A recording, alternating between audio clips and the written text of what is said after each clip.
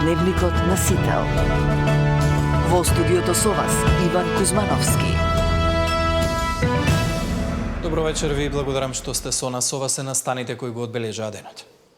20 осомничени за даночни измами и штета од речиси 5 милиони евра на државниот буџет. Со помош на вработени во УЈП, српски државјанин, собственик на 2 фирми, избегнувал да плати данок и незаконски вршел поврат на ДДВ. Нема посебни гаранции за ДУИ, законот за прекршоци на следна седница, казни преку безбеден град од 1 февруари. Премиерот најавува позитивни вести од САД. Опозицијата обвинува дека замрзнувањето на имиграцијските визи е знак за проблем. Распустот нема да се продолжи, министерката со апел до родителите. Апелирам да престанат со праксата, да не им дозволуваат на децата да одат на училиште, тогаш кога треба да се оди со прифатливи сцени на одмор. Тоа треба да се заборави. Комисијата за заразни болести не гледа причина за дополнителни мерки, освен носењето маски во болница. Пропадна и третиот обид за формирање влада. Бугарија оди на избори. Во тема на денот вечерва гостува председателката Гордана Силјановска-Давкова. Останете со нас.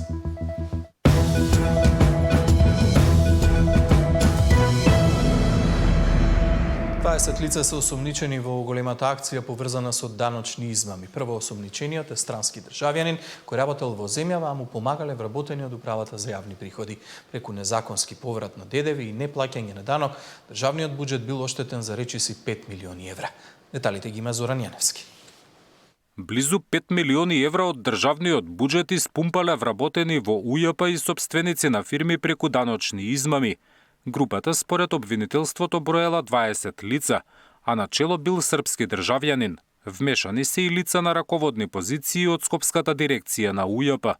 Заедно преку лажни документи, цели 3 години ги спроведувале финансиските измами. Криминалот го открила Агенцијата за национална безбедност, па во текот на вчерашниот ден по наредба на јавен обвинител, полицијата направила претрес на 16 локации во државата. Пронајдени се пари, оружје, лажни печати од фирми и фиктивна документација. Првоосомничениот српски државјанин и собственик и управител на 2 правни лица, заедно со 2 службеници од УЈП регионална дирекција Скопје, во текот на 2023 година формирале група со цел вршење на кривични дела даночно затајување, даночна измама, перење пари и злоупотреба на службена положба. Во периодот 2023-2025 во групата биле вклучени и други собственици, управители и вработени во правни лица во Скопје и Гевгелија. Според обвинителството, клучна улога имале вработените во УЈП. Со нивна помош српскиот државјанин избегнал да плати данок од над 180.000 евра.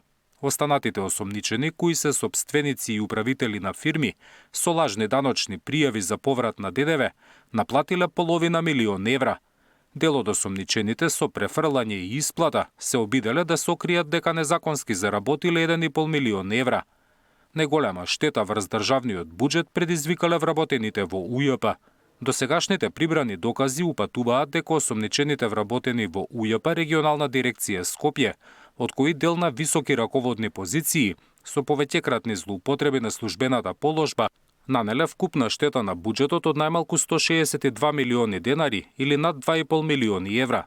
По акцијата во притвор завршија 10 лица. 2 веќе имале таква мерка како осомничени во предметот со Агенцијата за финансиска поддршка во земјоделството. За останатите 10 судот одреди мерки на предпазливост. Добиле и забрана за работни активности во УЈП. Зоран Јаневски, Сител телевизија. Нема да има дополнителни гаранции за ДУИ, вели премиерот Мицковски, најави дека законот за прекршоци со двотретинско мнозинство, како што договориле на лидерската средба, ќе помина на следната собраниска седница. Овој закон треба да овозможи примена на системот безбеден град од идниот месец. Сесите ќе стартува од 1 февруари. Пратеничките групи се усогласени и измените ќе се најдат на наредна седница на парламентот, вели премиерот Мицковски. Пратеничките групи во текот на вчерашниот ден имале состанок и според информациите кои ги добил премиерот, усогласени се за текстот и за потребното двотретинско мнозинство.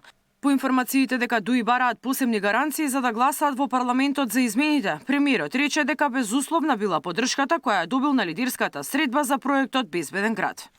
Беше безусловно договорено дека ќе биде поддржано. спомена дека постоеле некои амандмани кои што потоа во разговор со министерот за внатрешни работи се констатираше дека не постојат такви амандмани. Беа разјаснети сите нејасни работи и очекувам законот за прекршоци веќе на следната собраниска седница да помине. Според информации на Сител, измените кои се однесуваат на SafeCity системот до крајот на следната недела ќе бидат ставени на гласање. Откако ќе профункционира системот, дополнително ќе се размислува дали ќе претрпи и други измени законот кој ги регулира прекршоците. По извесно време ќе се премини на втора фаза од проектот да се прошири на територија на другите градови во државата. Ајде да почнеме од 1 февруари. Очекуваме да поминат оние фази почетни кога ќе треба до усогласување, нивелирање и така натаму, кои што ќе траат можеби неколку месеци. Потоа веќе можеме да влеземе во следната фаза. Мицкоски не прецизираше кога би одржал тетатет средба со лидерот на ДУИ како што беше најавено по лидерската. Рече дека тој одржува средби со лидери на повеќе партии во рамки на таа работна агенда. Ке биде и средбата со Ахмети. Мирена Давидовска, Сител телевизија. Министерството за внатрешни работи информираше дека во рамки на проектот Безбеден град во периодот од 20 јануари вторник до 31 јануари сабота ќе се врши тестирање, калибрација и верификација на поставените камери за сообраќајен надзор. Тестирањата ќе се реализираат секој ден во периодот од 8 до 20 часот. За време на тестирањето, возилата на локациите каде што се врши тестирањето нема да бидат пропуштени додека трае поставката. Во првата недела од предвидениот период, активностите ќе се спроведуваат исклучиво на локации со поставени камери на подречјето на град Скопје. Ги повикуваме граѓаните и сите учесници во сообраќајот да ги почитуваат привремените ограничувања, како и да покажат разбирање, трпение и соработка со цел непречено и безбедно реализирање на планираните активности, велат од МВР. Најавува позитивни вести од САД. Опозицијата обвинува дека замрзнувањето на имиграцијските визи е знак за проблем. Распустот нема да се продолжи. Министерката со апел до родителите. Апелирам да престанат со праксата, да не им дозволуваат на децата да одат на училиште, тогаш кога треба да се оди со прифатливи сцени на одмор. Тоа треба да се заборави.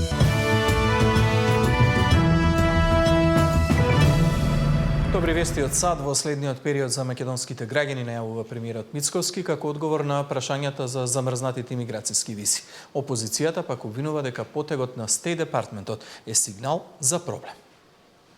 По замрзнувањето на имиграцијските визи за македонците во САД, премиерот Мицкоски најави позитивни вести за македонските граѓани во текот на наредните денови, токму од стратешкиот партнер. Оние кои сакаат туристички да ја посетат Америка или да студираат таму, не се засегнати од одлуката на САД. Мицкоски вели дека жали за критиките на опозицијата упатени кон македонските стратешки партнери. Не така одамна, кога беа наметнати оние трговски тарифи од 33-35%, истите тие опозицијски перјаници, кои што јас ги нареков талок на општеството во политиката, поитаа да го навредуваат нашиот стратешки партнер Соединетите американски држави, а никаде ги немаше да се извинуваат кога се нивелираше таа ставка на 15%. Така што јас би бил внимателен и трпелив и очекувам многу добри вести за македонските граѓани наскоро. Односите на Мицкоски со САД се толку одлични што завршивме во периметарот на Сомалија и како земји од третиот свет. Реагираат и денеска од СДСМ. САД внимателно ја следат состојбата во земјата и ова е јасен сигнал дека гледаат проблем дека нешто не е во ред, велат од опозицијската партија.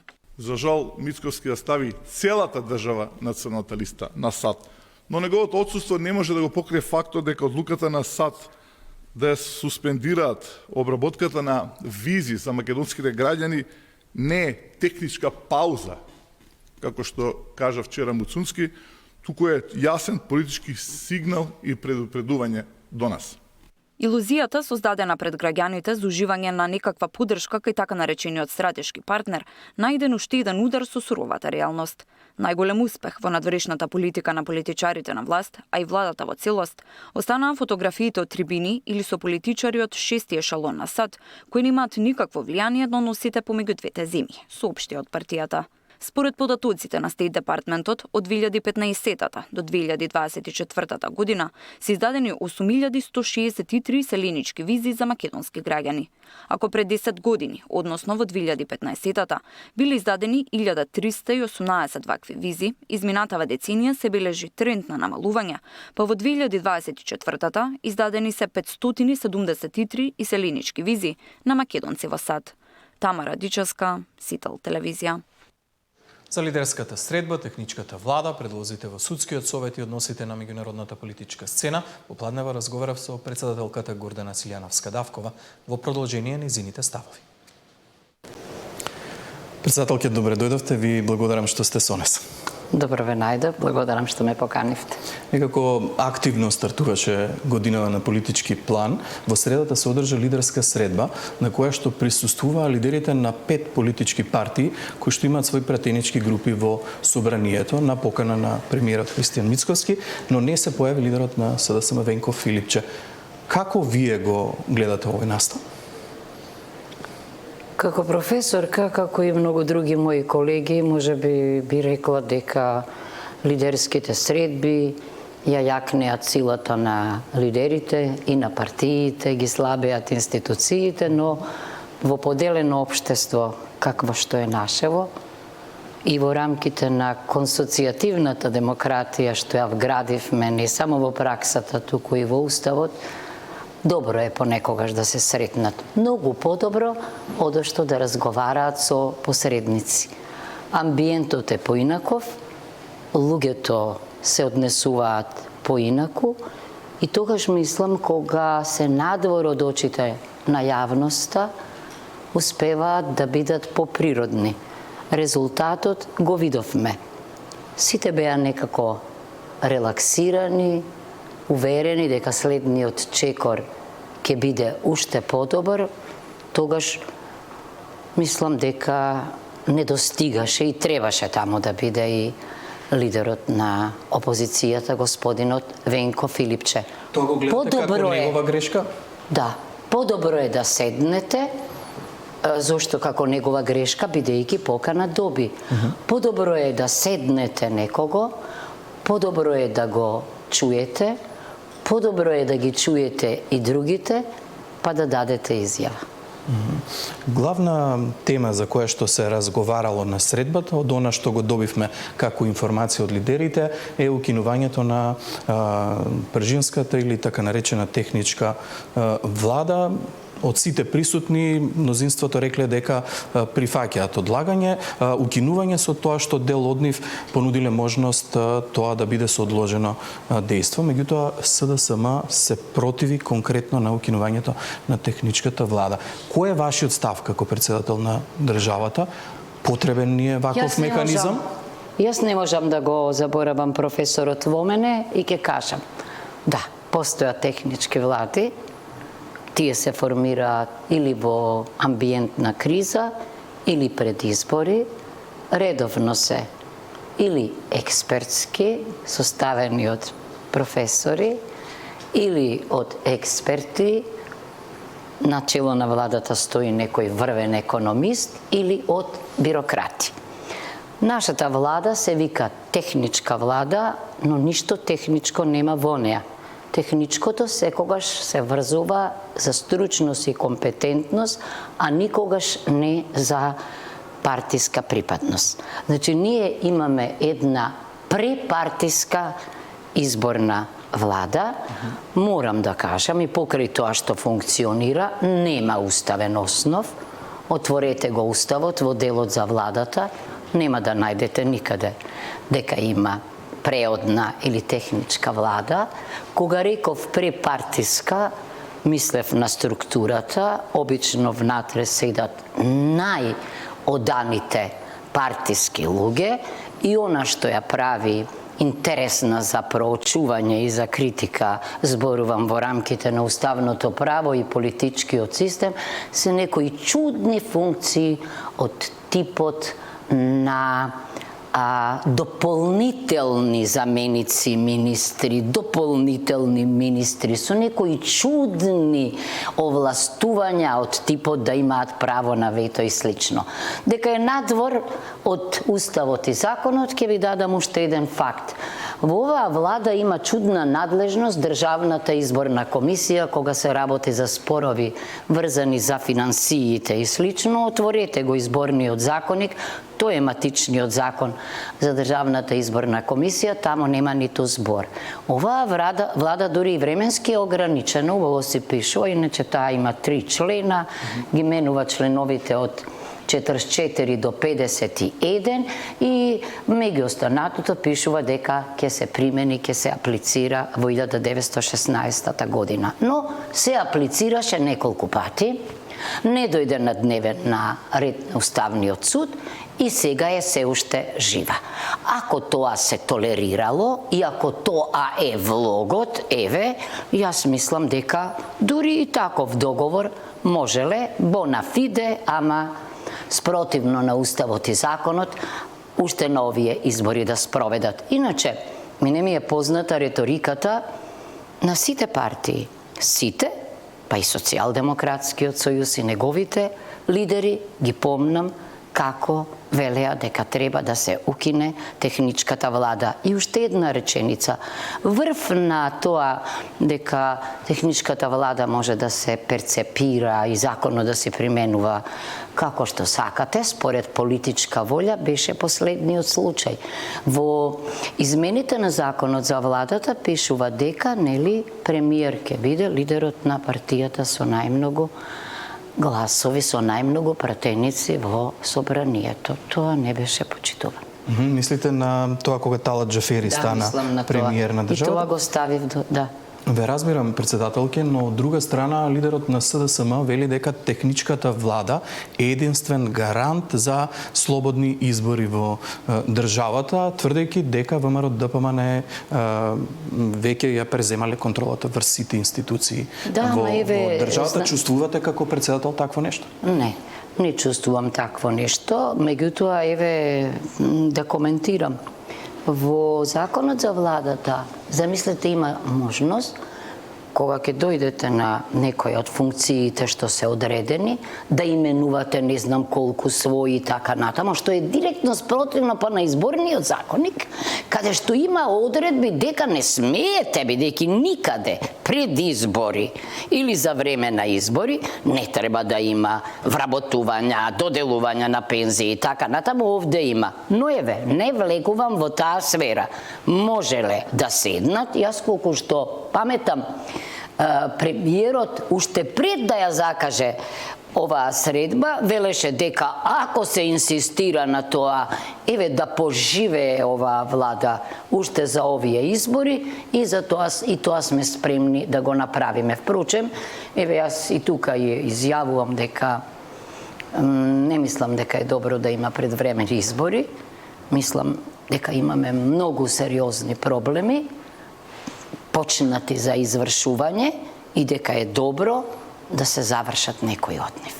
Во тој пакет од разговори на лидерската средба е и договорот за измени во изборниот законник. Ако се вратам низ годините назад, за што се сме разговарале во однос на измени за изборен законник, мислам дека има голем исчекор во насока на тоа дека сите изразија подготвеност за воведување на една изборна единица. Ова беше незамисливо пред неколку години. Меѓутоа, очекувате ли дека ќе се постигне такво нешто? Даден е рок од 6 месеци, разликите се различни предлози. Има поголемо учество на диаспората, отворени, затворени листи.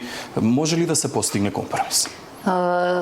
Учеството на диаспората не е нешто ново. Диаспората учествувал и во некои други држави учествува диаспората, во некои не е, но имаше постапка судска дека штом се државјани, тие исто така имаат право да гласаат, па дури и пасивно избирачко право. Тоа е едното. Изборниот законник доби ваква форма, кодифицирана во 2006 година и тоа беше голем исчекор и поздравено беше од Венецијанската комисија, зашто до тогаш имаше неколку закони за парламент, за изборни единици, за локални избори, со паралелни одредби, па дури и противречни. Понатаму во текот на измените, мислам дека наместо да добие на квалитет, изборниот закон губеше. Значи, битна измена во случајов би било околу начинот на трансформирање на добиените гласови во мандати, изборуваме за техника. Изборен систем е нешто друго, пропорционален, мнозински, ама има различни техники и ова и тоа, значи каков ќе одбереме тука, каква техника и ова што велите вие, да, што е многу битно, како ќе ја третираме државата.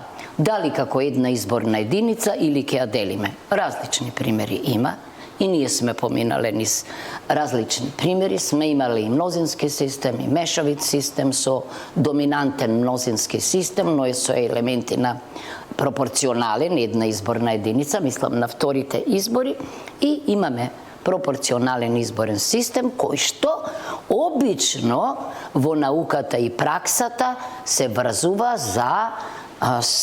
за поделените држави, за држави кои што имаат различни етнички, верски и други малцинства, иако и тука нема правило, да речеме и нашите соседи имаат исто така малцинства, тоа е јасно, меѓутоа, например, некои од нив во уставите забрануваат партии врз етничка и верска основа, што значи дека не може да дојде до израз и овој елемент.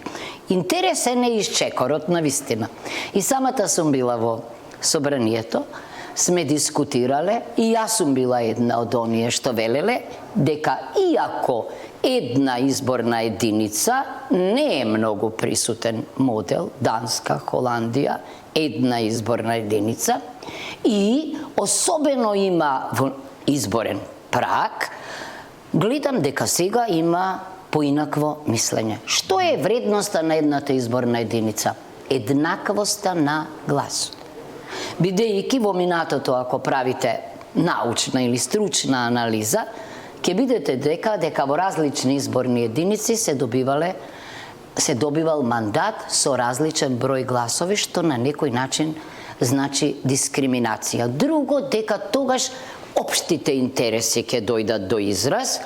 Има сега, се разбира, и забелешки, мани, например, дека сепак сите области на територијата на државата или имаат специфични карактеристики и дека можеби некој оттаму најдобро ќе ги интерпретира или ќе ги представува и ќе ги брани тие интереси, но и за тоа има лек. Значи, опасноста е да не стане центарот, бастионот, тврдината која што за се одлучува, затоа што сме една изборна единица.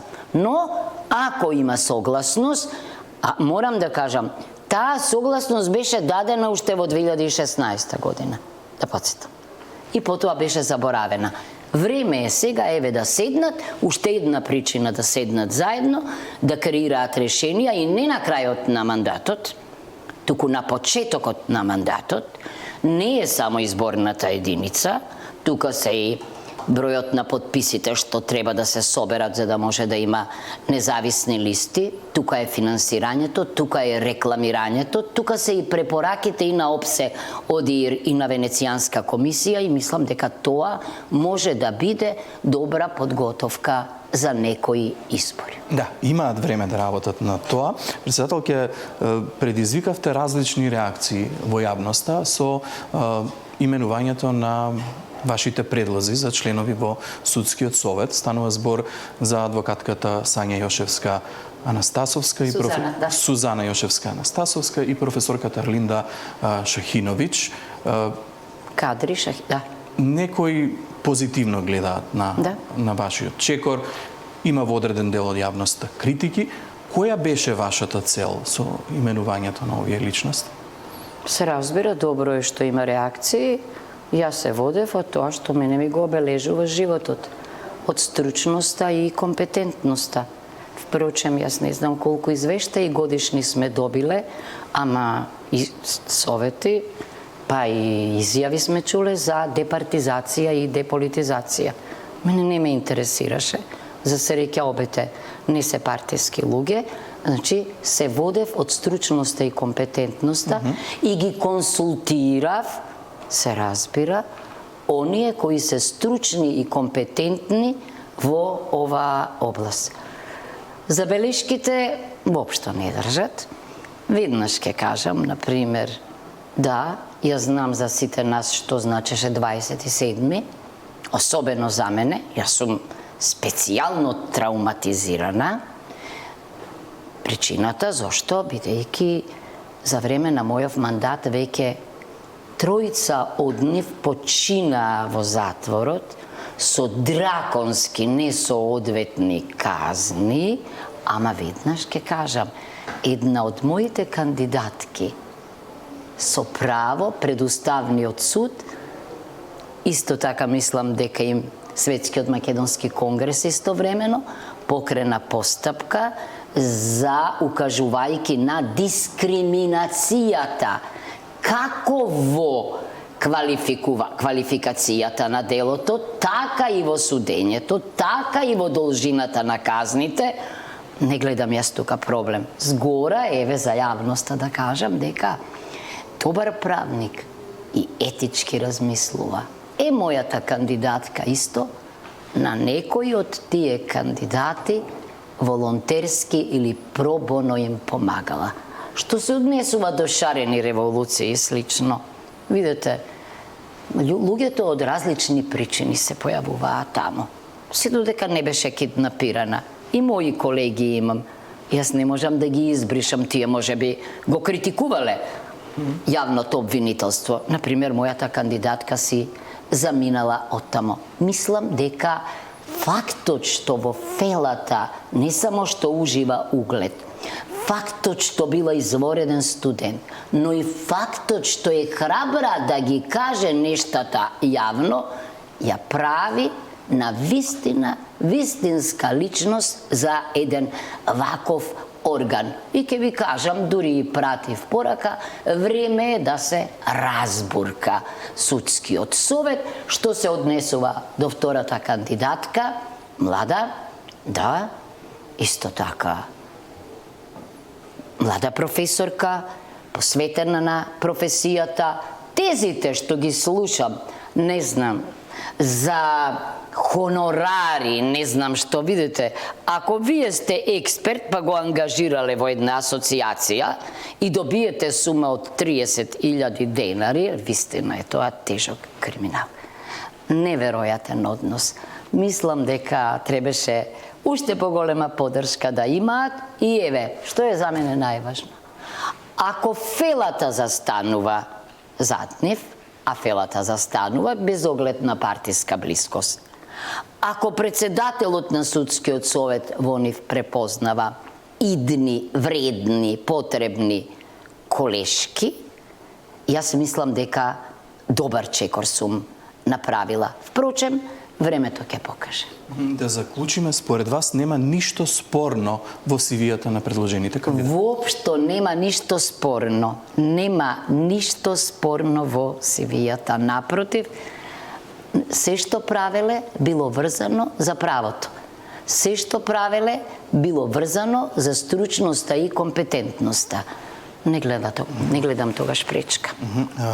Председател ќе... Посакувам и другите членови на судскиот совет да ја следат оваа траекторија овој пат и тогаш мислам дека ќе има реформи. Оти без реформски профили на луѓе не може да има реформа во судството. Очекувате тие да предизвикаат раздвижување во судот? Очекувам, ги гледате и нивните изјави.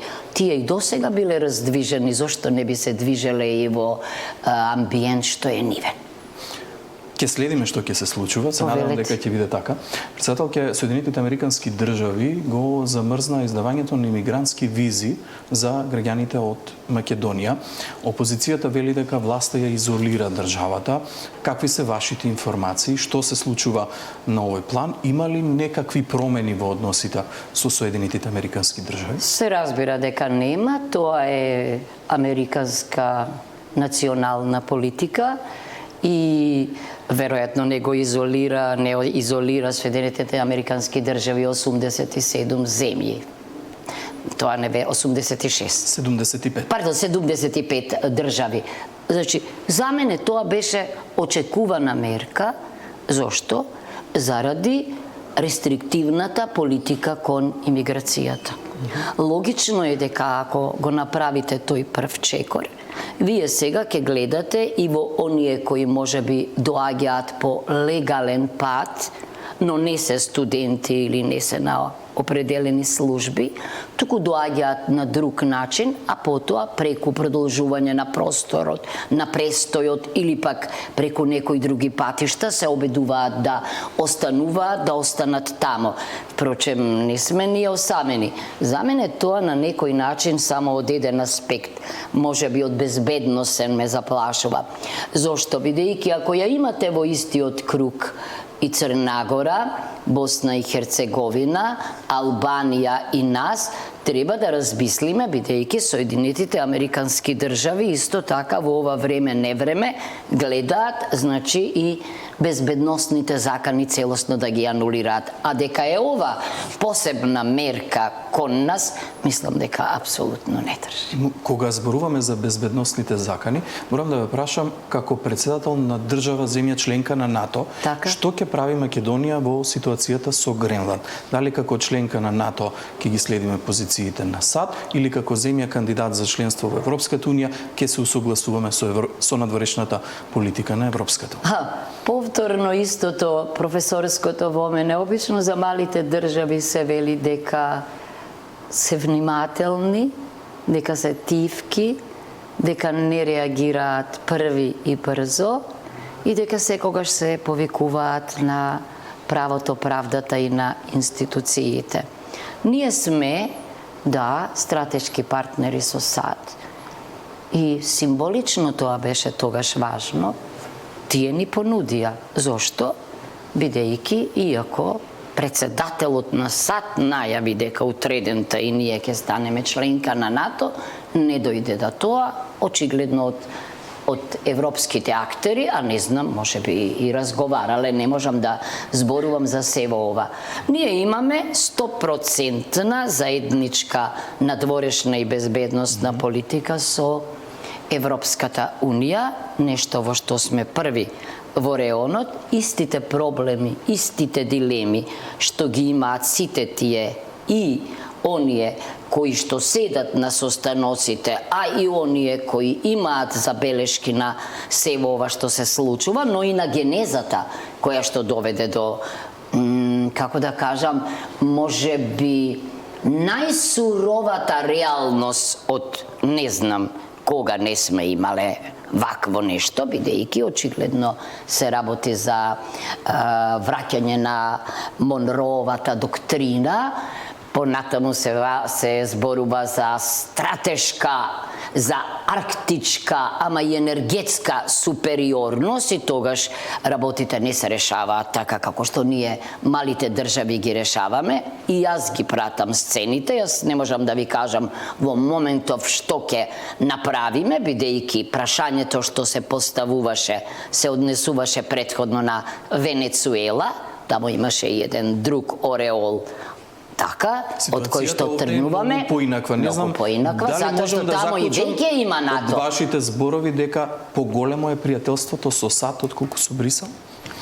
Не, пријателството, европското пријателство е затоа што ние имаме заедничка надворешна и безбедносна политика, затоа што сме ние овде во Европа. Значи, тоа е нашата татковина, ние не можеме да бидеме виртуелна 51 членка на Американската федерација, ниту пак некој такво нешто ќе ни понуди. Не, мислам дека следиме се што се случува овде, впрочем и во разговорите, учествуваат и наши представници. Кога велам разговорите, мислам на коалицијата на волните. Меѓутоа нема амбасадор во НАТО. Побарав информација од МНР, велат празни се 26 дипломатско-конзуларни представништва, меѓу другите и поголем дел од земјите во регионот. Што се случува со тој процес? Што се случува? Процесот е при крајот на подготовката. Ако забележувате, оваа влада излезе со стратешки пристап. Во смисла стратегија за економија, за развој, за диаспора, за соработка со невладин сектор и така натаму. Точно е дека ние имаме амбасадори од кариера извонредни.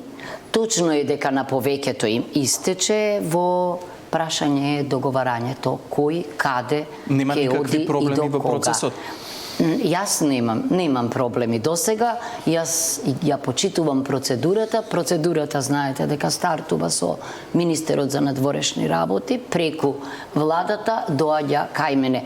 Имав ретка прилика да сретнам луѓе од и во мултилатералата и во државите со кои сум ги посетила. Извореден впечаток ми оставија. Сега да, јас сакав све да проучам во министерството, да видам каква е состојбата, како што знаете и имаше измени во законот за надворешни работи за 50-50 и мислам дека набрзо ова прашање ќе се реши логично, рационално и како што треба. Морам да ве прашам, има ли воопшто некаква надеж кај вас за европските интеграции? Денеска потврдена официјално информацијата дека Бугарија оди на избори, кај нас не се случува ништо. Што ќе се прави со процесот? Видите, се разбира, европските интеграции нас не се високо на агендата. Не мора да значи дека вие европски се интегрирате само ако почнете преговори, па потоа излезе некој нов проблем, па вие пак треба нешто да направите, па за да направите еден чекор напред, некогаш два чекори назад, најчесто лет во место, ама чувството вие дека сте обкружени со Европа. Да, ние подитно, така како што треба, реформски треба да влеземе во процесите на Копенхаген, поинаков ќе биде односот, а се разбира ова што го велите и да продолжиме. Ние имаме секогаш добра волја. Гледате, дури и после оние чудни интерпретации на настанот со прозорецот, човек доби впечаток дека се работи за филм на Спилберг, така беше тоа опишано, и веднаш излегоа и текстови што не смеат таков говор да употребуваат, каде што се генерализира нацијата и односот, но ете, излезе и наш граѓанин со бугарско самочувство и мислам дека тоа беше многу фер и многу одговорно и објасни дека не се работи за тоа, зашто некој мисли дека се случило. Значи, ништо лошо ние немаме со соседите, како што градиме патишта, пруги, посакувам да градиме и пријателство, меѓутоа мора еднаш да видиме до каде води уставната измена. Најпрво да подсетам, ниту една уставна измена што била имплицирана од надвор не довела до обединување. Напротив, ја продлабочила разединетоста внатре. Затоа не се оди надвор пред да се седне внатре, особено кога се има шанса тоа да се направи во собранието. Се разбира дека сум оптимист, нам ни се потребни реформите. Не за да седиме во Брисел и за да одлучуваме за други, туку за да живееме европски. Меѓутоа, последната реченица, ова што се случува во светот денеска, не подсетува на реформи насочени кон прогрес, туку на вистина бара разумно,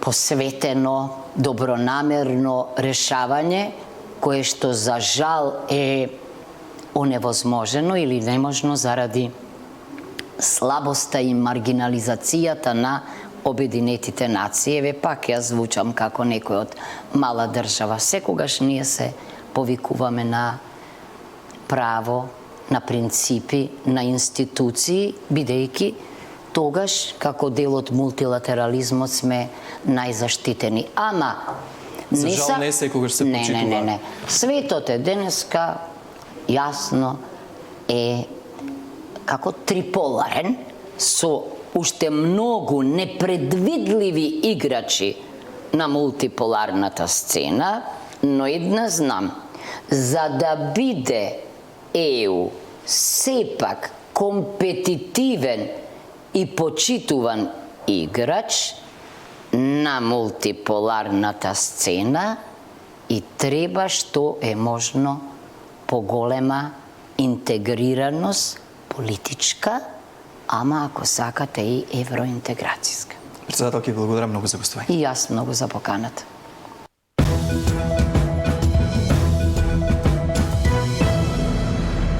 Нема продолжување на зимскиот распуст, а учениците од вторник се враќаат на настава, вели министерката за образование. Нема продолжување на зимскиот распуст, категорична е министерката за образование. Таа апелираше учениците да се вратат на настава во вторник на 20 јануари и што помалку да изостануваат за да постигнат подобри резултати.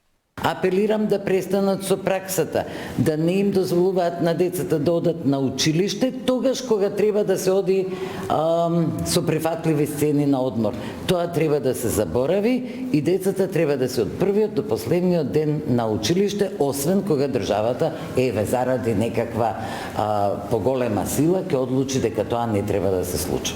Во меѓувреме, Комисијата за заразни болести будно ќе следи состојбата со ширењето на грипот.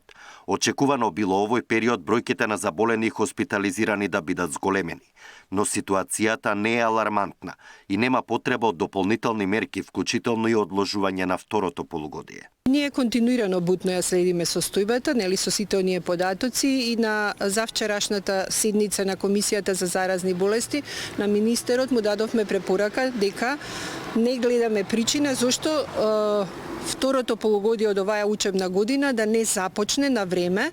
Меѓутоа, тоа не значи дека ние нема да следиме како ќе се одвива ситуацијата, нели, и бројките како ќе бидат.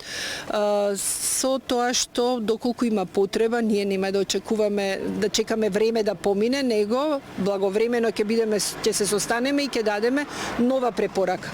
Нормално, зависно од ситуацијата како ќе биде. На последниот состанок на КЗБ бил донесен заклучок за носење на маски во здравствените установи, но посетите на болните за сега не се укинуваат. Препорачавме дека сите здравствени работници во сите здравствени установи треба да користат заштитни маски, како и посетителите кои што доаѓаат во болничките установи, дали се работи за пациенти за преглед или посетители на своите роднини кои им се хоспитализирани, се со цел, нели, да не имаме дополнителен пренос на инфекција. Според неделниот извештај на ИА за минатата недела пријавени се 2322 случаи со грип, што е за 35% повеќе од претходните 7 дена. Александар Динев, Сител телевизија. Владата одобри квота од 10.000 работни дозволи за странци. Бизнисот вели дека бројката е доволна, СДСМ пак во одлуката гледаат реализација на планот за прием на мигранти. Ваква квота за прв пат воведе владата во 2016 година и од тогаш се продолжува праксата. Од градилиштата, преку фабричките хали до угостителските кујни, таму каде што не достигаат домашни раце. Решението и годинава се странските работници. Владата одобри квота од 10.000 работни дозволи за странци. 4.500 се за нови вработувања, а 5.250 за продолжување на дозволите за странци кои веќе се ангажирани во Македонија. Одлуката стапи во сила денеска. Од Организацијата на работодавачи оценија дека квотата одговара на моменталните потреби. Има различни мислења за овие луѓе, некои велат дека ја донесуваат, ја менуваат структурата на населението од различни култури и така натаму, но од друга страна ние немаме други можности како да ги надокнадиме изгубените работни места, тоа е празните работни места кои не се пополнети, а тоа е многу штетно за економијата. Од друга страна имаме околу 90.000 невработени кои се водат само невработени во агенција за вработување, но тие ниту се јавуваат на огласи за преквалификација, ниту сакаат да работат и во идниот период треба навистина да малку повеќе да се ангажираме сите, да видиме каде се тие луѓе, дали се користи за социјална помош, зошто не сакат да се вработат званично, зошто ја стимулираат сивата економија. СДСМ пак вели, се беше подготвено, сега само се реализира планот. Склучија стратешки договор за кој известија британските медиуми за мигранти. Потоа го сменија законот за странци, со кој ги олеснија условите за доаѓање, престој и работа. Ги скратија процедурите, го продолжија времетрењето на дозволите. Се создаде правна рамка за долгорочно задржување во државата, ако има стратешки партнер секако. Тоа што се подготвуваше, почна, пишува во соопштението на СДСМ. Лани Агенцијата за вработување издала над 8500 позитивни мислења за работни дозволи, а МВР одобрило над 6000 дозволи за привремен престој на странски работници. Системот на квоти во Македонија е применуван постојано од 2016 година наваму. Првата годишна квота изнесуваше 3250 работни дозволи за странци. Мартин Арсов, Сител телевизија.